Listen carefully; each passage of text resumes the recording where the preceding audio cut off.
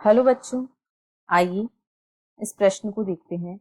निम्नलिखित में से कौन सामान्य मनुष्य के कंकाल के एक भाग का सही विवरण है?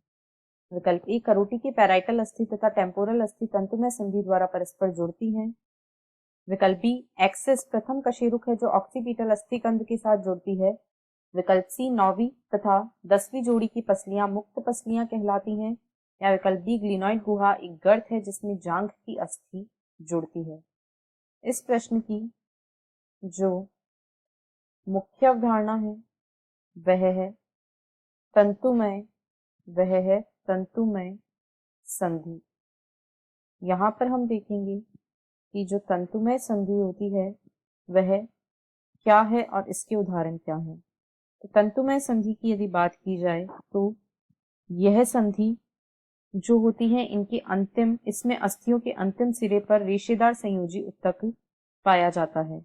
इसमें अस्थियों के अंतिम सिरे पर रेशेदार संयोजी ऊतक पाया जाता है और इसी के कारण इसे रेशेदार संधि अथवा तंतुमय संधि भी कहा जाता है।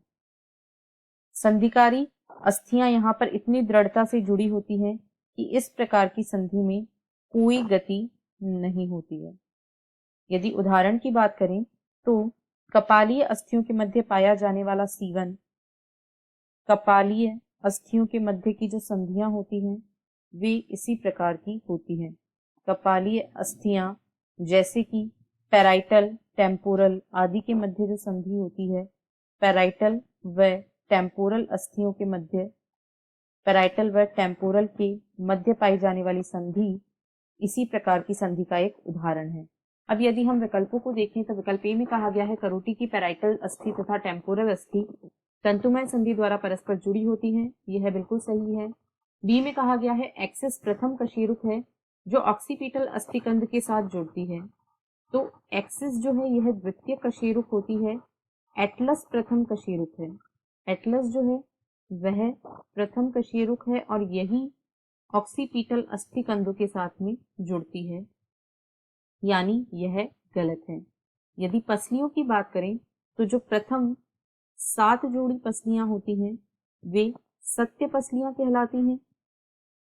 8, 9 व 10वीं जोड़ी की पसली जो होती है वे असत्य पसलियां कहलाती हैं तथा 11वीं एवं 12वीं जोड़ी पसलियों को मुक्त अथवा प्लावी पसलियां भी कहा जाता है। अतः यह गलत है। ग्लिनॉइड गुहा एक गर्त है जिसमें जांघ की अस्थि जुड़ती है, तो यह भी गलत है क्योंकि ग्लिनॉइड गुहा में ह्यूमरस अस्थि जुड़ती है। जो जांघ की अस्थि होती है वह एसिटाबुलम गुहा में जुड़ती है, न कि ग्लिनॉइड गुहा में। अतः विकल्प ए सही है तथा शेष अन्य तीनों विकल्प गलत हैं। आशा है आपको प्रश्न समझ आया होगा। धन्यवाद।